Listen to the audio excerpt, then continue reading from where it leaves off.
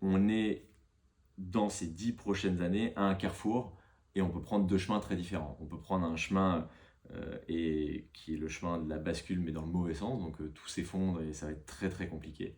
Et puis il y a un autre chemin où on peut encore changer la donne. Je pense qu'il y aura quand même, quoi qu'il arrive, un choc, une sorte de, malheureusement, de mini-effondrement. Alors, effondrement, c'est un peu triste de dire ça, mais en tout cas, on va plus pouvoir garder le même rythme de consommation de ressources et autres qu'on a eu précédemment.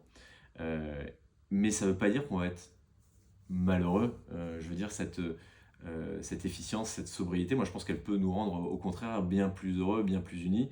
Et moi, c'est quelque chose qui me donne envie en fait de creuser. Je pense que c'est ultra attirant et que je pense une des clés pour prendre ce bon virage au niveau du carrefour, c'est de créer justement un récit positif autour de l'écologie, autour de l'économie circulaire.